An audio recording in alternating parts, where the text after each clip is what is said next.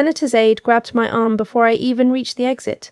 I didn't know who he was at first. I just felt a hand close around my wrist.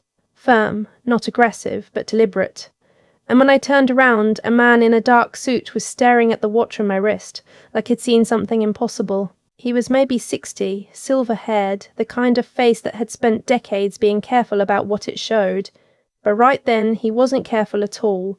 His face had gone completely white. "Where did you get that?" he said. Not rude, not accusatory, just stunned, like the question came out of him before he could stop it. "It was my grandfather's," I said. He let go of my arm. He looked at the watch again, then back at me.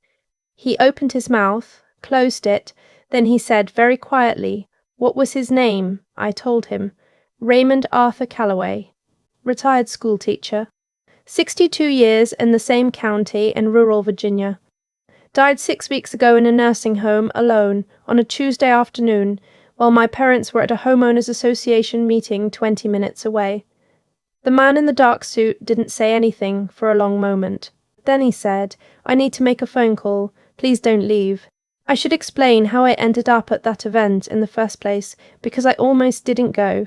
It was a fundraiser for a veterans advocacy organization, one of those evening galas at a hotel ballroom in D.C., the kind where everyone is wearing something that cost more than my monthly rent, and the shrimp cocktail comes on little pedestals. My friend Cara had an extra ticket because her date had cancelled, and she'd texted me at 4 in the afternoon saying, "Please come, I cannot survive 3 hours of networking alone." And I'd said yes, mostly because I'd been eating cereal for dinner 3 nights in a row, and at least there would be real food. I wore a black dress I'd had since college. I put on the watch because I always wore the watch now. I'd been wearing it every day since the funeral. Grandfather's watch was not a beautiful piece of jewellery. It was a plain stainless steel Seiko, the kind that cost maybe $40 when it was new, with a worn leather band that he'd replaced at least twice that I knew of. The face was scratched. The crown, the little knob you used to set the time, was slightly bent, like it had been knocked against something hard a long time ago. It was a working man's watch, practical and unassuming, and it sat on my wrist, looking completely out of place at a hotel gala in Washington, D.C. But I wore it because I missed him. That's the whole reason. I wore it because he was gone, and because I was the only one who seemed to notice he was gone, and because keeping his watch on my wrist was the only way I knew to feel like he was still a little bit with me. My grandfather raised me, basically. Not officially, I had 2 parents, and they were present and employed and generally functional, but my parents were the kind of people who were very busy being busy. My father built a career in real estate development that required him to be somewhere else most of the time. My mother poured everything she had into her social life, her committees, her position in the community. They weren't cruel. They weren't abusive. They were just absent, physically present and emotionally somewhere else. Grandfather was the one who drove me to soccer practice when I was 8. He was the one who sat with me at the kitchen table when I was 12 and struggling with fractions, patient and unhurried, explaining the same concept 6 different ways until one of them clicked. He drove 4 hours each way to see me graduate from college, and he was the one in the crowd who actually cried, while my parents stood next to him looking at their phones. He was quiet, Grandfather. People always said that. Soft-spoken. He'd spent his career teaching 7th grade history at the same middle school in Culpeper County, Virginia, for 31 years. He coached the chess club. He drove a used Buick. He lived in the same house he bought with my grandmother in 1974, even after she passed, because he said everything in it still felt like her. He was the most ordinary man I have ever known, and I loved him more than I have ever loved anyone. When he got sick, when the doctors started talking about his heart, about monitoring and medication adjustments, and eventually the move to an assisted living facility, my parents treated it like a logistical problem to be solved. They found a place 40 minutes from their house and 45 minutes from mine. They signed the paperwork. They paid the fees, which were considerable, without complaining, because they could afford it and because spending money felt like doing something. Then they mostly stopped visiting. I visited every week, sometimes twice. I'd sit with him in the common room or in his little room with the window that looked out over a parking lot, and we'd talk about whatever he felt like talking about. Old movies, his students from 30 years ago, the news, what I was doing at work. Sometimes he'd be tired and we'd just sit. I didn't mind. I just wanted to be near him. He told me once in that last year that I was the only person who made him feel like himself, like he was still Raymond, still a person with a history and opinions and a sense of humour, not just an old man in a bed waiting for what came next. He said it matter-of-factly, the way he said most things, and then he changed the subject because he didn't like to make things heavy. But I remembered it. I have thought about it nearly every day since. He died on a Tuesday in March. I got the call at work. The nurse told me it had been quiet, that he'd gone in his sleep, that he hadn't been in pain. She said he'd been alone. She said it gently, but she said it. My parents drove down the next morning. The funeral was small. That's the word I kept using, because it was the polite word. The truth was, it was almost nothing. A graveside service at the cemetery where my grandmother was buried, with a minister who'd only met grandfather once and read from notes on an index card. My parents were there. My uncle drove up from North Carolina. A couple of my grandfather's old colleagues from the school came. Cara came, because she's the kind of friend who shows up. A few people from the neighbourhood who were elderly themselves and maybe wouldn't have known about it except for the notice in the local paper. I'd expected more, and I didn't know why I'd expected more, because he'd always been so quiet and contained.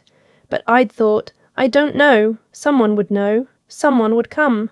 I was the one who went through his house afterward. My parents offered to help, but they had a conflict, something on the calendar that had been scheduled for months. So they said to you, just let them know if I needed anything, and I said I would, and I drove out to Culpeper alone. I told myself I didn't mind. I put on a podcast for the drive and bought a large coffee and told myself this was fine, this was practical. Someone had to do it. The house smelled like him, like old wood and coffee, and the particular brand of soap he'd used for as long as I could remember. I stood in the doorway for a minute before I could make myself go in. He was organised, grandfather. Everything had its place. The books were alphabetical. The kitchen cupboards were orderly. His closet had his clothes arranged by colour. I'd never noticed that before. And standing there looking at it, the careful gradation from white to grey to navy to black, I had to sit down on his bed and put my face in my hands for a minute. I found the watch in the top drawer of his dresser, inside a small wooden box that also held a few other things. A photograph of my grandmother when she was young, her standing in front of what looked like a government building in Washington, smiling, squinting in the sun, a social security card worn soft at the corners, a folded letter in an envelope, a key on a plain ring, the kind that might open a safe deposit box, and the badge. It was in a worn leather wallet, the kind they issue officially, dark blue. When I opened it, there was a laminated ID with grandfather's photograph, younger, maybe 50, and his name, and below his name a department I didn't fully understand. The initials were ones I recognized, but not in the context of a 7th grade history teacher from rural Virginia. I sat on the floor of his bedroom for a very long time. I called my mother. She didn't answer. I texted her. Call me when you get a chance. I found something strange in grandfather's things. She texted back 40 minutes later. Can it wait until tomorrow? Your father and I are at dinner. It could wait. It waited. I looked at the badge again. I looked at the letter, which I'd unfolded by then, which was dense with language I didn't fully understand, references to a program, a unit designation, a date of service that stretched across 3 decades. It was signed by someone whose name I didn't recognize.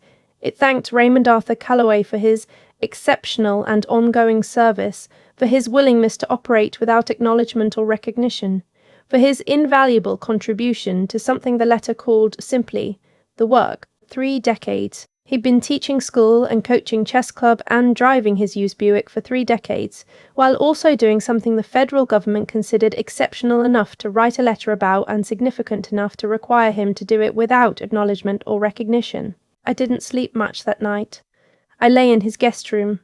I decided to stay rather than drive back, staring at the ceiling, thinking about every conversation we'd ever had and looking at it from a different angle, thinking about the times he'd driven to D.C., and said he had meetings to attend, the professional development seminars he'd occasionally mentioned, the period in the late 90s when he'd been less reachable by phone, and had explained it by saying the school district was updating their systems.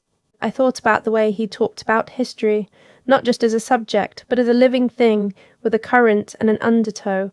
I thought about how he'd sometimes go very still when he was reading the newspaper, still in a way that felt like concentration rather than just age. I thought about all the things I hadn't known to look for.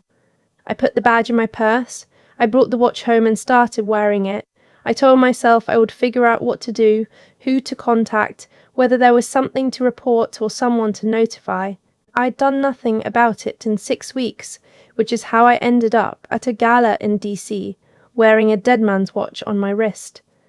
The man in the dark suit was named Gerald Marsh. He'd worked in federal government for 35 years, most recently in a senior advisory capacity to a Senate subcommittee I'd vaguely heard of. He told me this in a quiet alcove off the main ballroom, standing near a window that looked out over the city after he'd made his phone call and come back with a different expression on his face, less stunned, more careful. "You're his granddaughter," he said. It wasn't a question. "Yes." "He talked about you." He said it simply, like it was just a fact, being reported. Not often, he was careful, but occasionally he would mention a granddaughter who was doing well, who was thoughtful. He was proud of you. I didn't know what to do with that. I looked at the window. "How did you know him?" I asked. Gerald Marsh was quiet for a moment. He looked at the watch on my wrist, at the beat-up Seiko that didn't belong in this room any more than I did. "Your grandfather was part of a program that began in the 1970s, he said, slowly, choosing his words. "A human intelligence program, long-term, deeply embedded. People who operated in their normal lives in ordinary communities, doing ordinary work while also serving as resources, conduits, observers, depending on the need." He paused. "Raymond was one of the most effective people we ever had. 31 years. He never broke protocol. He never drew attention. He was extraordinary." I thought about my grandfather in his classroom, patient and quiet, explaining the French Revolution to 12-year-olds. I thought about him coaching chess, teaching kids to think 3 moves ahead. I thought about all the times I'd watched him listen to people, really listen, in a way that felt rare, and how he'd always seemed to understand what someone meant underneath what they were saying. "Did he know?" I asked. "Did he know what he was giving up?" Gerald Marsh looked at me. "He knew exactly," he said. "He volunteered. He could have stepped away at any point. He never did. He never told anyone. That was the agreement. He died alone. In a nursing home. On a Tuesday, while his son and daughter-in-law were at a neighborhood meeting." I didn't mean for my voice to do what it did at the end of that sentence, but I couldn't entirely stop it. Did anyone from his program come? Was anyone there? Gerald Marsh didn't answer right away. "We didn't know," he said. There was a gap in the communication. His contact had retired. The transition. He stopped. "No, there was no one there. We didn't know until after. I'm sorry." I nodded. I looked at the watch, the bent crown, the scratched face. "He kept this watch the whole time?" I asked. "That watch was issued to him when he was brought into the program," Gerald said. "The serial number on the case back is a registration number. It was how he could be identified by anyone in the network who knew what to look for." He almost smiled. "He wasn't supposed to still have it. When someone finishes their service, they're asked to return certain items. He kept it. We always knew, but we let it go. Some of them keep something." I looked at the watch on my wrist, the ordinary watch, the $40 watch, the watch that had been his name, encoded for 3 decades. "He wanted someone to find it," I said. I didn't mean to say it out loud, but it came out anyway. Gerald Marsh looked at me for a long moment. "Maybe," he said quietly. "Maybe he did." I called my father that night from the car, sitting in the hotel parking garage before I drove home. He answered on the 3rd ring. I could hear the television in the background. I told him everything. I told him about Gerald Marsh, about the program, about the badge in the wooden box, about 31 years of service that no one had known about. I told him about the watch and the serial number and what it meant. I told him that the quiet man he'd spent the last decade visiting maybe twice a year had spent 31 years doing something that required the federal government to write him a letter thanking him for operating without acknowledgement or recognition, and that he had never told a single person, not because he was secretive or distant or didn't love his family, but because he had made an agreement and he kept it, because that's who he was, because Raymond Arthur Calloway was a man who did what he said he would do. My father was quiet for a long time after I stopped talking. Then he said, "I didn't know." "I know," I said. "I thought he was just." He stopped. "Just an ordinary person," I said. "Yeah." Another silence. "He was always just Dad to me," he said. He never made it seem like there was anything more." "That was the whole point," I said. "That was exactly the point." I don't know how long we stayed on the phone like that, both of us quiet in our separate places. I wasn't angry anymore. I'd been angry in the weeks after the funeral, burning and grief-sick with it, angry at my parents for the nursing home, for the Tuesday, for the Homeowners Association meeting, for every visit that didn't happen. But sitting in that parking garage, I felt something different. Not forgiveness exactly. Not yet. But maybe the beginning of understanding that grief takes different shapes in different people, and that my father had lost something too, and that some part of what he was losing right now on the phone with me was the chance to know his own father before it was too late. "The chess club," my father said suddenly. "What? He coached the chess club for 20 years. I always thought it was just something to do. He loved chess. He was quiet. He was teaching those kids to think like he thought. Wasn't he? I hadn't thought of it that way. But yes, probably. He was always teaching," I said. Gerald Marsh connected me with someone in the proper office, and after several weeks of paperwork and verification and careful conversations, it was arranged. Not a public ceremony. His service required it remain quiet, even now, even posthumously, but a private acknowledgement. A commendation that would go into a file and exist officially, that would say his name and what he did, that would make it real in the permanent record, in a way that being a retired schoolteacher in Culpeper County, Virginia, never quite made anything real. My parents drove up for it. They drove up and they sat in a small government conference room in D.C., and they listened to a man in a good suit say their father's name and read from a document that described 31 years of exceptional service. My mother cried, not elegantly, not the way she usually did things, but genuinely and messily, in a way I'd never seen her cry before.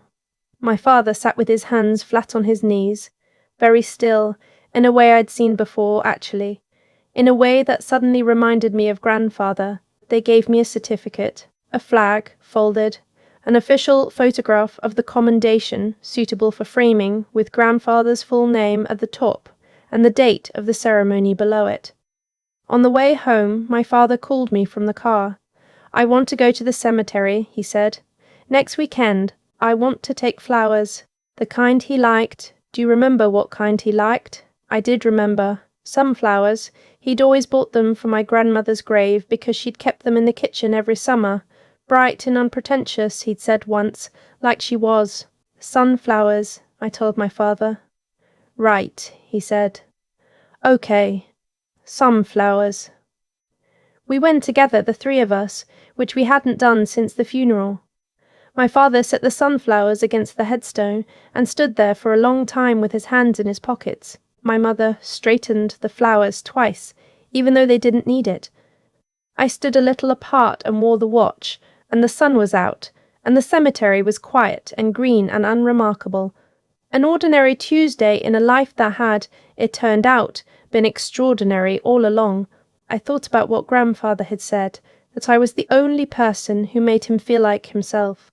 I used to think he meant that as a statement about the people around him, about what they failed to give him, but standing at his grave with the sunflowers and my father's hands in his pockets and the whole weight of a life finally visible, I thought maybe he'd meant something else. Maybe he'd meant that being known, truly known, by even one person was enough. that a man could carry enormous things for 30 years in complete silence and still be Raymond, still be himself, still be loved, as long as somewhere in the world one person sat beside him and just let him talk. He was the most ordinary man I have ever known. I know better now. But I also think he would have wanted me to hold on to both things, the secret and the sunflowers, the commendation and the scratched-up Seiko on my wrist that he kept when he wasn't supposed to, that he wore every day for 30 years, that he left in a box in a drawer where he had to know, eventually I would find it. I still wear it every day. The crown is still bent. The face is still scratched. It still tells the right time. I don't think I'll ever take it off. I've thought a lot about cause and effect since that night in the hotel parking garage. Not in a mystical way. I don't believe the universe was sending me signs or engineering some dramatic revelation for my benefit. I just mean that things connect. The choices people make create conditions, and those conditions shape what comes next. And if you trace any outcome far enough back, you find a series of small decisions that nobody treated as significant at the time. My grandfather chose to say yes in 1971, or whenever it was, to something that asked everything of him and offered almost nothing in return, no recognition, no salary supplement worth mentioning, no one to talk to about it at the end of a long day. He made that choice quietly, and he kept making it, for 31 years, while teaching 13-year-olds about the French Revolution, and coaching chess, and driving his used Buick and being, to everyone around him, just Raymond. Ordinary Raymond. That choice, and the discipline it required, the daily decision to be excellent without being seen. That is what I think about when I think about what it means to have real integrity. Not the integrity you perform when people are watching. The kind that exists when no one is. I didn't have that for a long time. I showed up to his nursing home every week, and I told myself that made me different from my parents. Better somehow, more devoted. And I was there, which matters. I'm not dismissing that. But I was also, somewhere underneath, keeping score, cataloguing my own goodness, measuring my love by how much better it was than theirs. Grandfather never did that. He didn't help me with fractions when I was 12 because he wanted credit for it. He drove 4 hours to my graduation because he wanted to be there, full stop. There was no ledger. There was just the thing itself, done completely for its own sake. Gerald Marsh told me that grandfather had occasionally mentioned me, not often, carefully, just that there was a granddaughter who was doing well, who was thoughtful, that he was proud. He never told me that directly. He wasn't the kind of man who said things like that to your face, not because he was withholding, but because he didn't think you needed to hear it from him to know it. He showed you. 31 years of showing, without a single person knowing what they were looking at. That's the thing about intelligence. And I don't mean the government kind. I mean the actual kind. The kind that takes a long time to develop and looks like patience from the outside. It doesn't announce itself. My grandfather coached chess for 20 years because he loved chess, yes, but also because he understood something about thinking ahead, about sitting with a problem until you could see it from all its angles, about not reacting to what was directly in front of you, but to what was 3 moves out. He was teaching that to children. He was living it himself. And I walked past it every week for years and saw a quiet old man in a room with a parking lot view. I'm trying to do better. Not because of the commendation, not because of Gerald or the ceremony or the folded flag on my bookshelf, because of the watch. Because of the fact that he kept it when he wasn't supposed to, carried it every day for 30 years, left it in a box where he knew I'd find it. That was his one small breach of protocol, his one unguarded moment, and it was for me. He wanted someone to know. He chose me to know. I don't want to be the person who needed a government letter to understand who Raymond Arthur Calloway was. I want to be the person he already believed I was, the one he was proud of, the one who was thoughtful. I'm still working on that. I think I will be for a long time, but I wear the watch every day, and every day it reminds me. Do the work. Do it completely. Don't wait for anyone to notice.